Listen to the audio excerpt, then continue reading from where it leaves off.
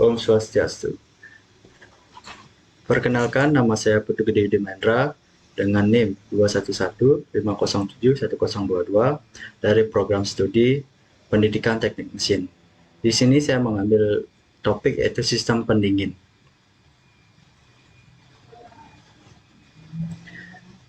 Pada slide pertama yaitu pengertian sistem pendingin.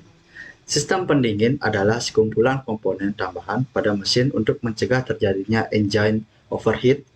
Melalui sistem ini, temperatur mesin akan dijaga agar tidak berlebihan.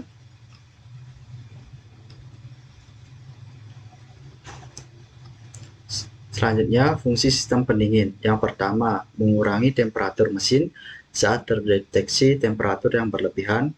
Yang kedua, menjaga temperatur mesin tetap pada suhu kerja. Yang ketiga, memindahkan panas dari mesin keluar atau untuk heater system. Yang keempat, membantu mendistribusikan panas mesin secara merata.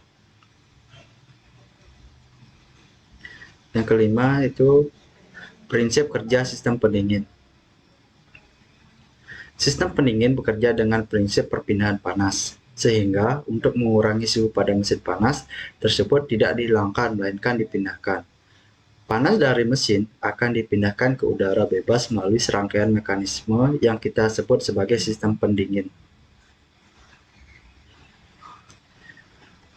Proses perpindahan panas ini memerlukan bantuan sebuah media yang bisa menyerap, menyimpan, dan melepaskan panas.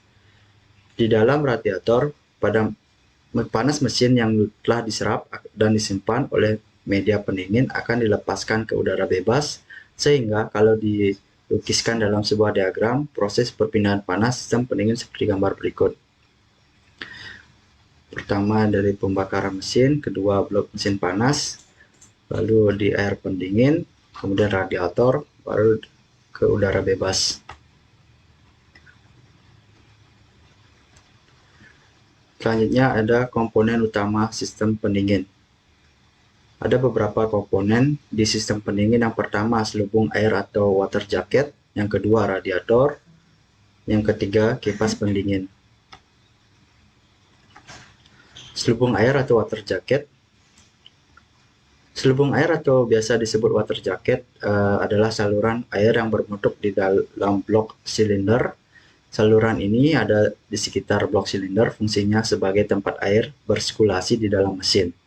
Saat air bersirkulasi di dalam selubung air, maka proses penyerapan panas dari mesin ke media pendingin akan berlangsung. Kemudian ada radiator. Radiator adalah komponen yang digunakan untuk melepaskan panas yang ada di dalam media pendingin ke udara bebas. Cara kerja radiator adalah dengan memasukkan air ke dalam selang pipih yang memiliki jumlah banyak, sehingga begitu ada udara melewati selang pipih ini, panas dari media pendingin akan ikut terbawa aliran udara. Kemudian ada kipas pendingin. Kipas pendingin adalah komponen yang digunakan untuk mengalirkan udara agar melewati radiator. Saat udara mengalir melewati radiator, maka panas yang ada di dalam radiator akan ikut terbawa aliran udara, sehingga suhu radiator menjadi lebih rendah dan tetap bisa menyerap panas yang dibawa media pendingin. Materi selanjutnya itu jenis-jenis sistem pendingin. Yang pertama, sistem pendingin udara alami. Sistem pendingin udara adalah mekanisme pendingin mesin yang menggunakan udara atau angin yang terdapat di luar kendaraan.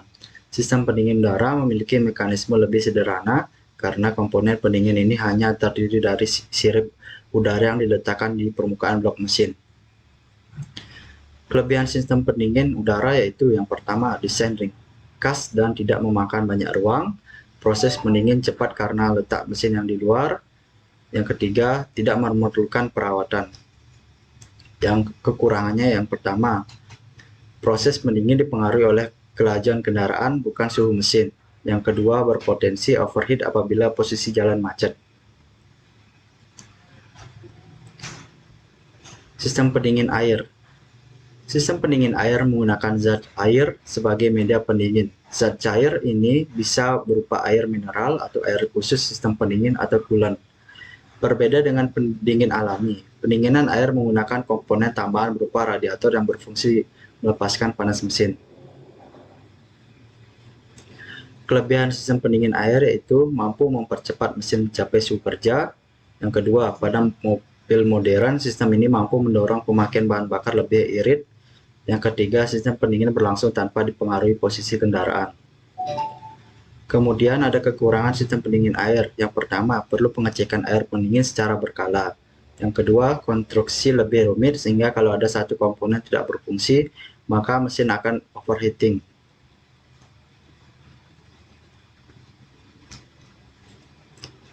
Sekian dari materi saya.